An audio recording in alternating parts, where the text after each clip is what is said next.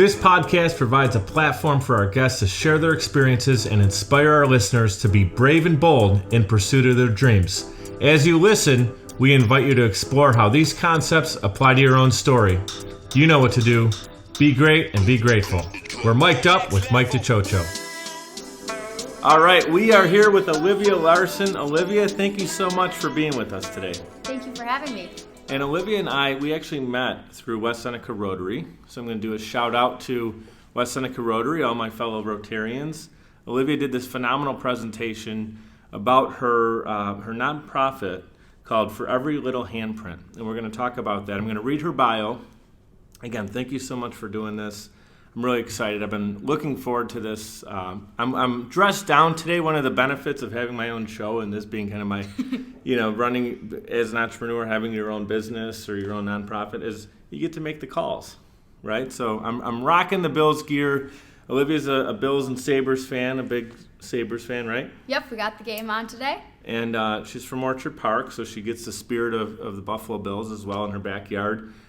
So kick back and enjoy the next couple minutes. I want to make sure that we're doing justice here for Olivia. So as a high school sophomore, one day in Spanish class, Olivia's life would change forever. That day in 2016, she learned about the overwhelming concern for poverty in the city of Buffalo.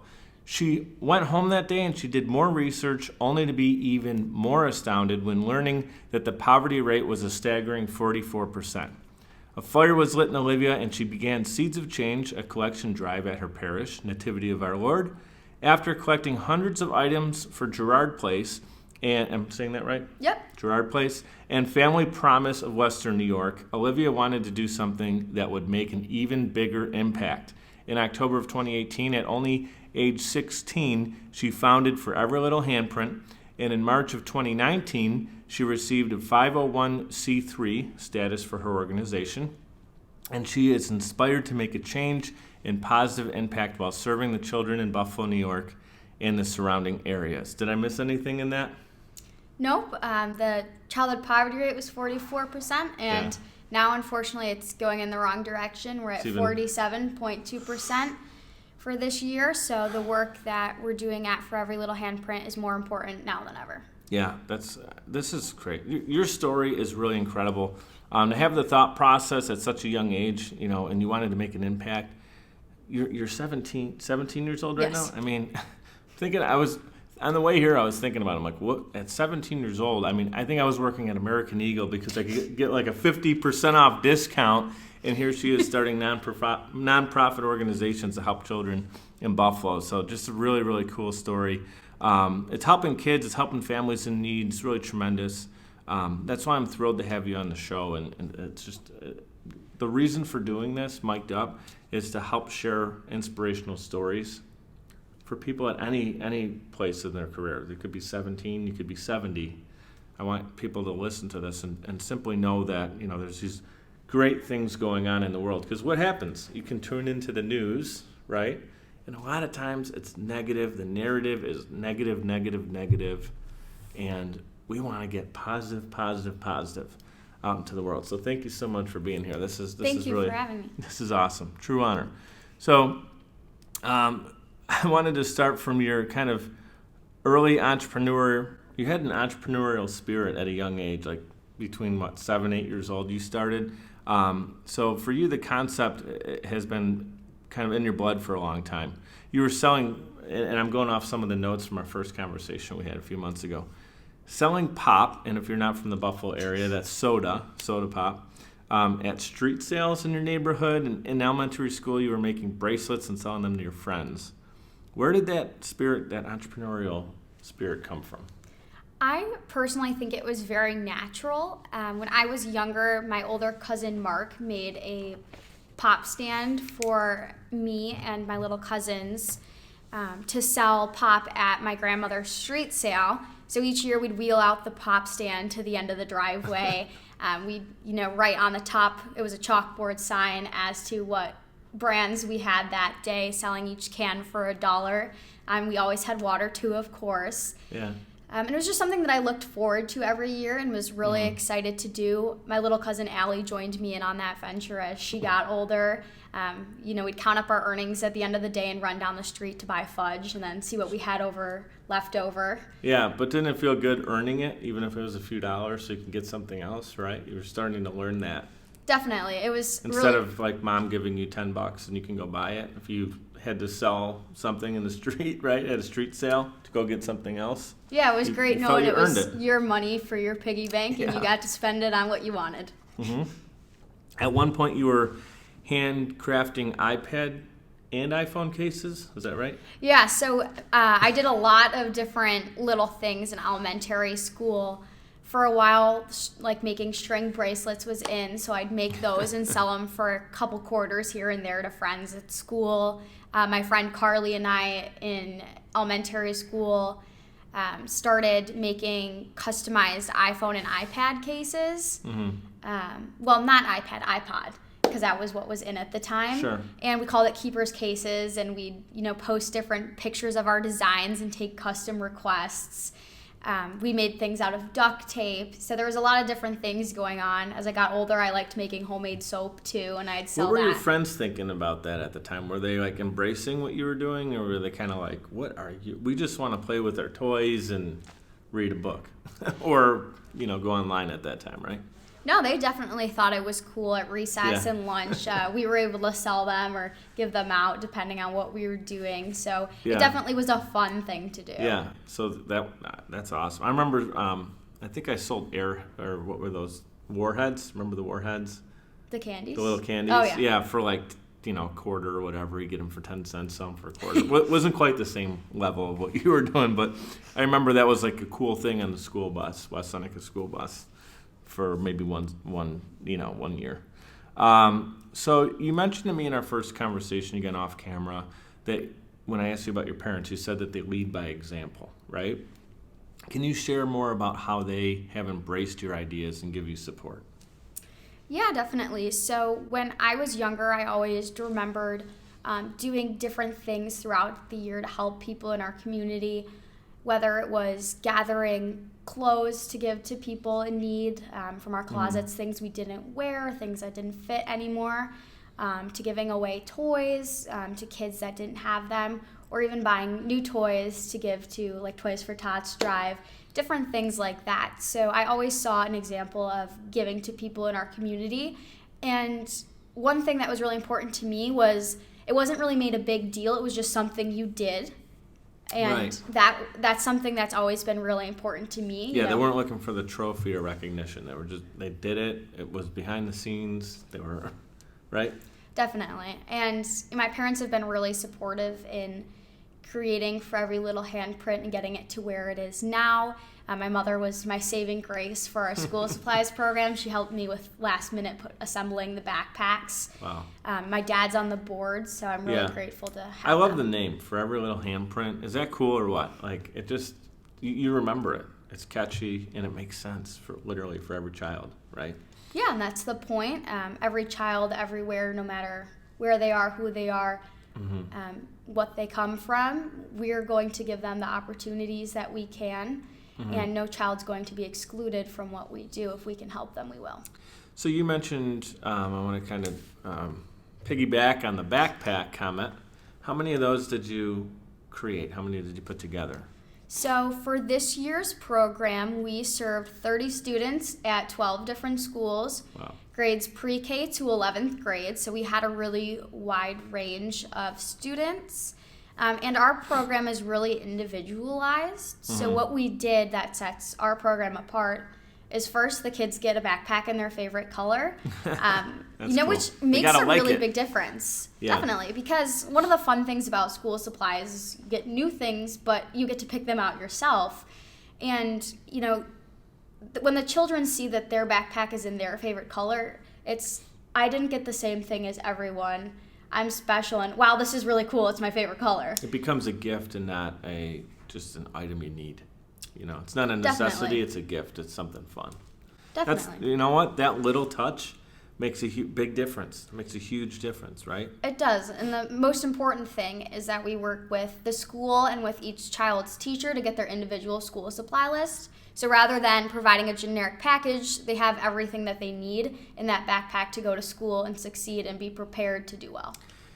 If I remember correctly, what's the average cost per year for an elementary school student? Is it like $120 or something? Yep. Sticks in my mind. It's over $120 per child. That adds up very quickly for families that have more than one child. And that excludes things like gym clothes, gym sneakers, lunches, field trips. Okay. Yeah, it does add up quick. I mean, my daughter's in preschool; she's 4, and it was a little bit lighter this year. But I know as you get into having more classes and do more, and yes, pretty soon. I mean, I remember I think it was 9th grade, I believe. We got that $100 Texas Instruments. Are those still popular? Is that still like a requirement? Yes, they are. We did purchase a couple of those calculators for our students. What are they now, like $5,000? They're still around $100 and $120. So looking for the older students, that pretty much automatically doubles what you're paying. Sure, to because provide you have the them with 120 mark supplies for literally like your marker set, your pen, and your book bag, and even a nice backpack is $20-$30. Easy. Yep, definitely. Easy. We get our backpacks from LLB, and so it's right around there for them. Very nice. So one of the things I remember that stuck with me was you were talking about the difference between charity and justice. Can you elaborate that for our audience? Definitely. So when I think of charity and justice, I see them as two very distinct but important things. Charity is more giving, giving a backpack or giving a toy, a piece of clothing, whereas justice is more of the long-term impact, changing things, at an institutional level, but also long-term. So I look at our programs in that aspect of whether it's charity or justice, and I think it's very important to do both. So with our school supplies program, while it does have an impact on how the child does in school, if they have the supplies that they need, I see it more as charity because it's one time we're giving you these supplies. Right. Whereas with programs like our mentorship program, it's more justice because impact long term. Yeah, these students are meeting with a mentor once a month, and that's going to have a monumental impact on their outlook on life and how they deal with different situations that they face. One of my guests a couple episodes ago, shout out to Gary Willoughby. He's the CEO and president at SBCA of Erie County. And I recommend that you check out that episode because he talks about mentorship and how important it is at any level of your life. You could be at the top of the top, but you can learn from somebody else. You can learn more. There's always more we can do. Definitely. To be 17 and seek mentorship is so important, but to also, you're talking about elementary, for them to have mentorship, simply to even get to the level of maybe where everyone else is because they have, they're grateful for having those nice things that are kind of givens. But if you're talking about 47% poverty, you're trying to bring them up to the level of everybody else, having a book bag, having crayons, right? So talking about that mentorship level is so important, but it made me think about something I wanted to share is I just see you as being a great mentor for, not only women, but like young, call it entrepreneurs or people who are looking to establish. My daughter Isabel, I was joking with you the first time we got together, I could see you being her mentor because you're leading by example, number one. Thank you. But the things that you've learned in the short period of time that you've been doing this, it's tremendous, and just for the way you're well-spoken at 17 is just it really does inspire me. That I've said it a few times in our conversation. So I think that's phenomenal. And how you describe justice opposed to just doing a one-time event, maybe writing off a check, something like that. This is impact. Definitely. Right? And so a special moment came for you. It was on your birthday, which is really cool. Probably your best favorite. Would it be your most favorite birthday gift when you received the letter, right? That For Every Little Handprint was approved as a 501c3. Can you tell us about how that impacts your direction? Yeah, definitely. So I got the letter. It was, I believe, actually the day before my 17th birthday. Okay. And I remember seeing that it was from the IRS, and I was like, yay. And that's probably the only time anyone's ever said yay to get a letter from the IRS. Yeah. But I was very excited. Good thing it was what you wanted yes. it to be. Very good thing.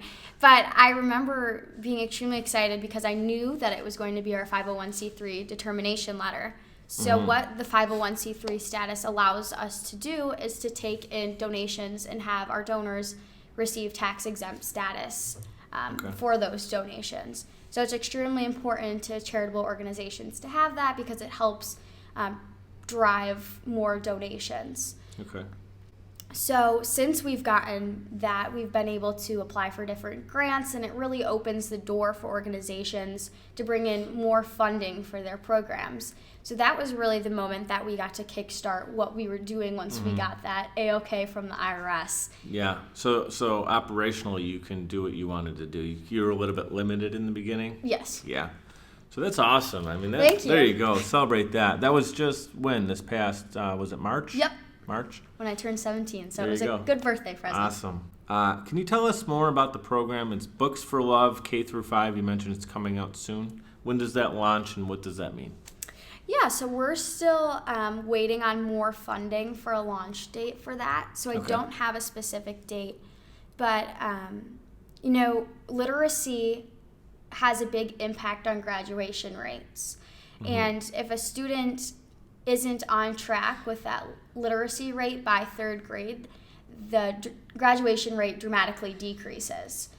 So our program... You're talking about graduation when they're 18 or 17, 18 in high school? Yes. If by third grade, that's the mark. If they're behind in third grade, you can almost call them behind for 12th grade? Yes, I don't remember the exact statistic, but it decreases the graduation I'm rate. surprised I graduated high school then, because in third grade I was reading at like a kindergarten level. So. Hi, Mom. How you doing? So that's, third grade's a really important year for students. So that's kind of why we're focusing on kindergarten through fifth grade, preparing them before that third grade mark, and then also trying to help play a little bit of catch up for those students in fourth and fifth grade and helping them not only stay on track with that level, but if they're a little below it, help be the little push to get them over it. That's great to be mindful of that, and you can be proactive so you're not reactive in 9th, 10th, 11th grade and trying to force someone through the system. There's a system in place to make sure it's happening throughout. Yeah, definitely. And, a lot of children's Is that where the experiences... mentorship comes in too? So if a student is having a hard time, maybe it's even mentorship is not the right term there. It's more so getting after school help, right? Our mentorship program is during the school day, actually. Oh, it is during the school day. So okay. Right now we have 7 8th grade girls in the program. So we're looking at a lot of different things like self-image, confidence, peers, different things like that with them to help them with their transition into high school. So once again... That's great. It's not always just about being able to read at your level that you should be at, right? Your benchmark. Mm-hmm. You just mentioned confidence. It's communication, right? Comfort of being in the school with your, there's a lot of things that go into it that, I don't necessarily miss, right? Yeah, there's a lot of different factors. And back with the Books with Love, that's why we focus on that age group. But what I essentially... K through 5? Yes. Yeah. What I essentially want to do with that is each month have a child sent a new book based on their interests, their current reading level, English language skills. We have, a high population in Buffalo that might not speak English as their first language. So it's important to be providing resources to those kids as well. Mm-hmm. And I want to have it in a fun shipping box, kind of like a subscription box you would get, so that the kids know what it is automatically and are looking forward to getting it in the mail. And, kind of having a lesson with each book. It's awesome. So something to take away each month. Makes it more fun again. It's kind of like the different color book Definitely. bags where it has a different personal touch to it. Someone could hand you a book. Does it mean a lot? If they told you a story, hey, I read this and this is what it means to me, it has more value to it. Definitely. And if a kid gets a book and it has a little bit of a side story and a fun gift element to it, they're going to love it and most likely remember that for a long time, if not remember that forever. And I'm sure a lot of the kids where you're touching their heart are going to totally remember you, and you're making a big dent, not just the one-time charity. It's not a one-time written check. It's an impact in that child's life and well-being. They get that third grade, they're on pace with it now. You're going to help them potentially, increase their graduation rate. Not potentially. The numbers show that it does, right? Yeah. So you significantly make an impact. And so, it's really exciting to know that someone might be 8 years old now, 10 years old now, and what they're doing at 25, 30 years old is dramatically improved based on what you're doing. You ever think about that? Yeah, it's a really rewarding feeling, especially getting feedback from the families and the students themselves and hearing what it means to them makes all of it worth it. Sure. So in researching For Every Little Handprint, I noticed there were 4 active programs: literacy, creativity, school supplies, and mentorship. So you talked about mentorship so far. You definitely talked about school supplies. Literacy and creativity. Can you share more insight on those two? And just so we have our audience and I have a better understanding of the full impact that you guys are doing.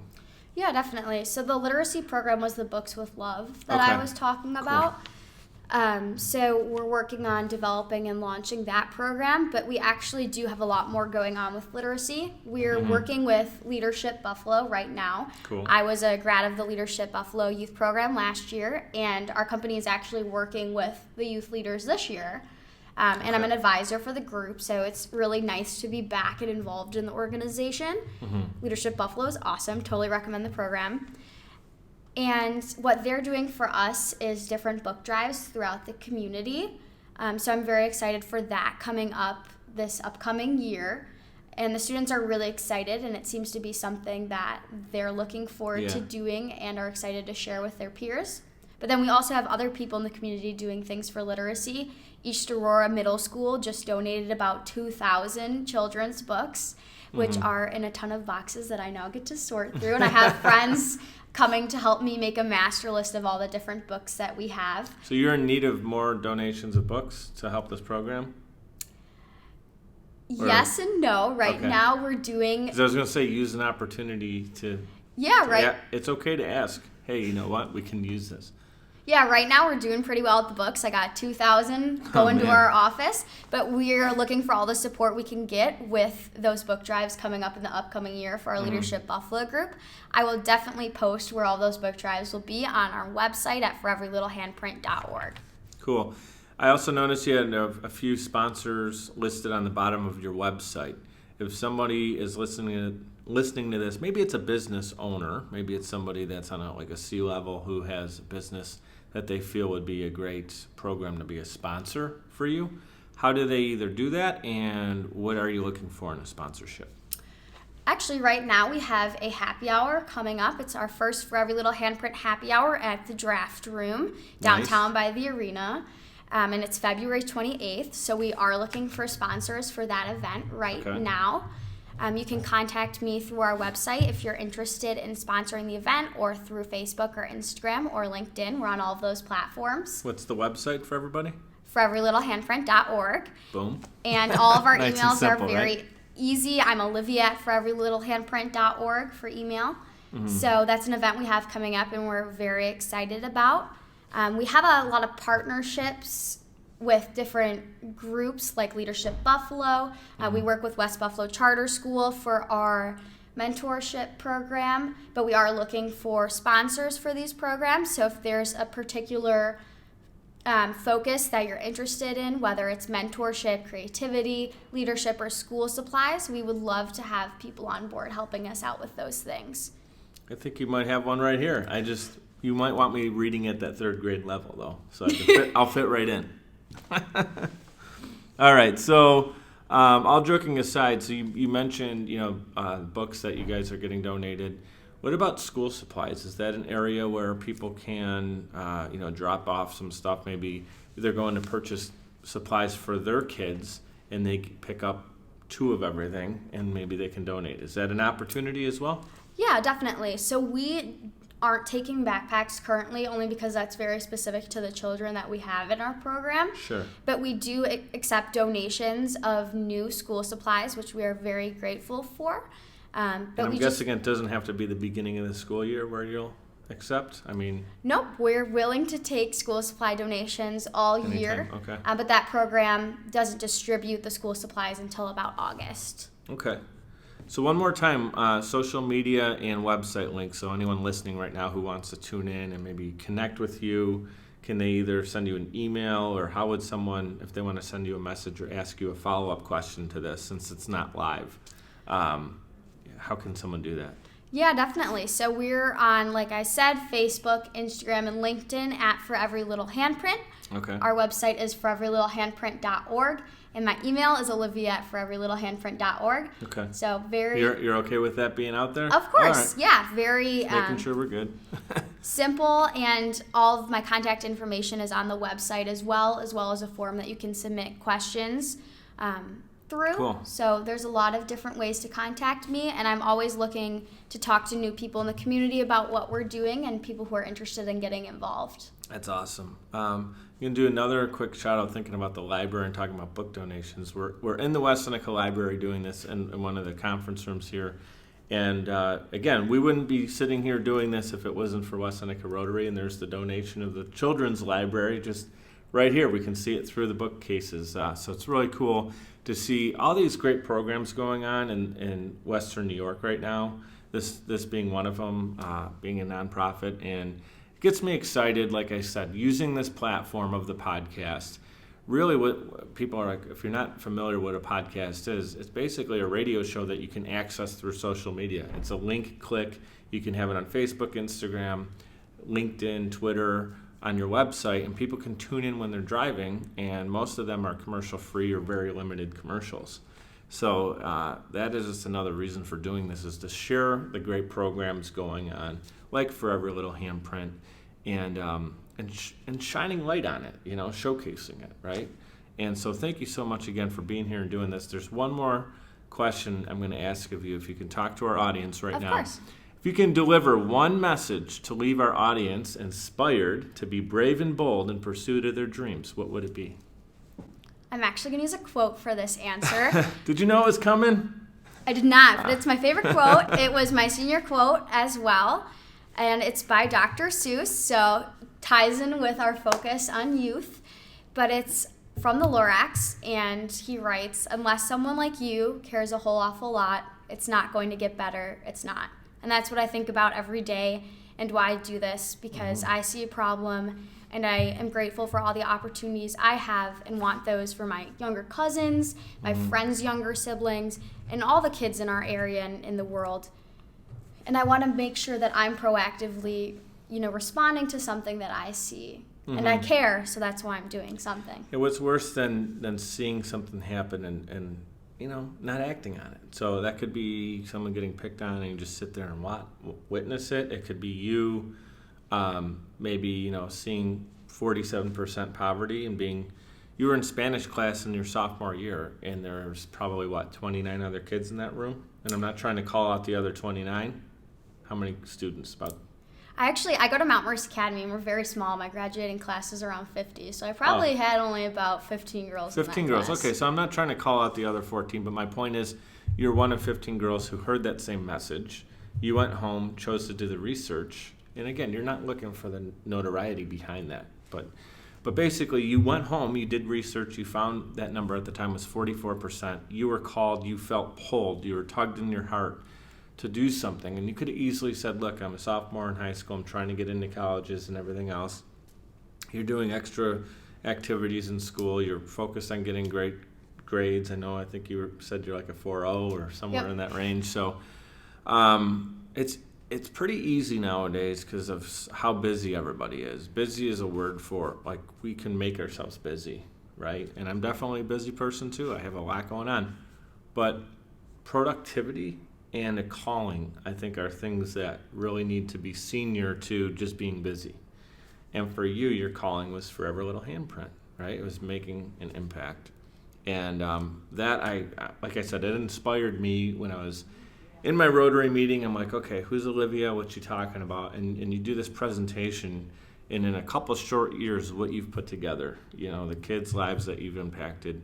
And now, as of March, you're able to actually do what you want to do because of that 501. Yeah. So the possibilities almost feel endless right now. February 28th at the Draft Room is your kickoff. And is that something you need tickets for? Like, is it an Eventbrite? How can we get that? I know you said it's on Facebook events, but help us get there. So. Yeah, definitely. So we do have tickets on sale through Eventbrite. You can also get to that link from our Facebook page at For Every Little Handprint. Okay. Tickets are $40, and that includes your food and 2 drink tickets. All right. There'll be live music as well as baskets and a gift card wall. That's one thing I've seen at past fundraisers. Do you know what day of the week really that is? Is that It's Saturday? a Friday night, and it's from 5 to 7:30. And if you're a Harry Potter fan, there's a Harry Potter event that starts at 8 at Shea's. So there's plenty of time to come to our happy hour beforehand. That's awesome. It's a perfect setup, right? Yes. It's right down the street. Yeah. Yep. So is there anything else you'd like to share? If there's someone listening to this right now and you just want to get anything additional out, or do you feel... I have 2 things, I think. So one of our other focuses is creativity. Mm-hmm. So we host different workshops. We did a dream boarding workshop that our super awesome board chair, Tim O'Shea, ran at Camp Peace Prince. He ran that workshop, and the kids really loved it. It was great to see all of the things that they created and wanted to do with their lives. We had a little boy who wanted to be on MasterChef and open his own restaurant. Another girl wanted to cure Lyme disease. The kids really ran with it and had a great time. So we're hoping to do more of those workshops in the future, but I would love if there's someone in the community that has a talent or passion, is a artist or a painter or a musician, an audio engineer that knows how to mix things on the computer, a skill that you could share with the kids. Skills and strengths as a... would be great. We can host workshops, but it's also nice to bring in someone who's really passionate about something that can share that with the kids, because they recognize when... So is that a volunteer position if someone wants to volunteer to be at a workshop? Yeah, that would be awesome. It's nice to show the kids that you can make a career out of this. Having an artist would be great because, some kids might be told that, you can't make a sustainable living doing that, but... hey, there's this guy that's running this workshop that does exactly that, and you can do it too. So we would love to have community members that are passionate about something to share that with the kids. That's fun. That's great. Yeah, one of my last guests was Christina Dene. She's now in Nashville, so I don't know that she would be able to do this, but she's a caricature artist, and she's a lead singer in a band, and she's very much making that a career right now. Yeah, that's amazing. And started here in Buffalo, and she was going to small businesses and restaurants, drawing her caricature art, doing it, out of the love of her heart and getting paid to do it. So, it just goes to show you how your talents, like if you really dive in, do a deep dive and think, what do I really love doing? And how can this be a gift to give to the world? Definitely. And again, I just tie it back to doing this and doing the podcast and having Social Chameleon, and it's all about, what I can give myself. And For Every Little Handprint is your way of putting your handprint in the world, right? Yeah. And just giving and if you have the opportunity, like I said before, either on another podcast or in a video I did, you can wake up, you put 2 feet on the ground, you can breathe. What can I do today, right? How can I serve? Service above self mentality, and you definitely are, a great example of that. Thank you. And I totally agree with what you're saying. Yesterday was the start of our mentor program, and I agree with what you say about what can I do to help today. Yeah. Because after the mentorship program, I went home and I was talking to my friends. I was like, these girls are really awesome. They are so cool. And just watching them make their dream boards yesterday, I was like, I learned so much about them that they didn't even have to say, and it made me reflect on myself. What can I learn from them? Mm-hmm. I might be... The teacher's always, I feel, the best student a lot of times. Definitely. Because when you're teaching a subject or seeing people and you need to relate that to each individual student or whoever you're teaching it to or in a workshop setting. But at the same time, what do we learn when we're seeing people grasp it at different levels and the feedback and the questions they ask, and then we dive in deeper, and all of a sudden at the end it's like you kind of feel like the student when you're doing it, Yeah, and your time and listening are the best gifts that you can give to these kids, Yeah, absolutely. And what you can learn from it and then make it even better the next time you do a workshop or mentorship situation. So Last thing I'd like to say, unless you had any last words, because we can go longer. We're only at we're like 35 in, so. I have one more thing. One thing for the audience, and this is what I'm going to say to you. You know, a lot of times in life we invest in things. You save up to buy something. I mean, just looking at Buffalo now, we're in a period of revitalization, and Totally. people are investing into the waterfront, into different buildings. But most importantly, we have to invest in people. And, you know, through For Every Little Handprint, you can invest in the kids in our city that are going to be the next firefighters, politicians, doctors, teachers.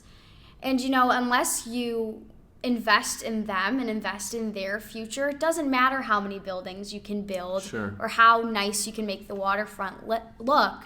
If you don't prepare the next generation of Buffalo to enjoy those things and to further progress our city, you know? It's the people, it's the citizens that are the lifeblood of the city. Definitely. And those other things are beautiful. I'm happy that we Definitely, have of canal course. side. But great point that you're making is it's the people here, which actually makes us the city of good neighbors. The And it quality does. connections in Western New York, right? Definitely. So that's my call to action. When you're thinking of what you want to invest in, think of people too. That's amazing. Thank you so much. Again, if anyone wants to reach out to you for either a mentorship role where they can be the mentor, if they can be in the workshop series, or anyone, guys, if you're listening to this and you have your kid is 12 years old and maybe has a cool idea that they told you about, you're willing to take an email or maybe have someone reach out to you as a mentor? Definitely. There you go, guys. Take advantage of that. She's willing to do it. I'm so inspired by you, Olivia, and thank you again for being here. You're hearing this after the new year, most likely, but so we just want to wish everyone a happy new year as well. Happy holidays, everyone, and Happy New Year. Hey guys, as always, a huge thank you for tuning in. Here are a few of my favorite takeaways from my conversation with Olivia. She had an entrepreneurial spirit at a young age. I feel business skills can be learned and developed, but similar to sports, where some have a natural gift, Olivia has that it factor, and not to mention a passion and a huge heart to help the less fortunate and give them a chance. The more I learn about Olivia and her nonprofit, For Every Little Handprint, the more I find myself celebrating her success and rooting her on.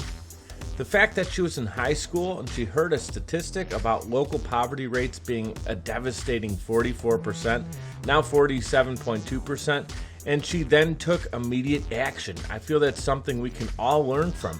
Attack our mission with that kind of desire. She's a true inspiration, and I'm excited to see how she's going to continue to grow. Thank you for all of you for tuning in. I'm grateful for you checking out my podcast. Shout out to everyone who has also been sending feedback. I appreciate the reviews and the messages that come in on social as well. Thank you for making this journey as much fun as it's been. I appreciate you helping spread the love. You can check out more show notes and information at mikeduppodcast.com. That's MIKED uppodcast.com. Powered by Social Chameleon. You know what to do. Be great and be grateful.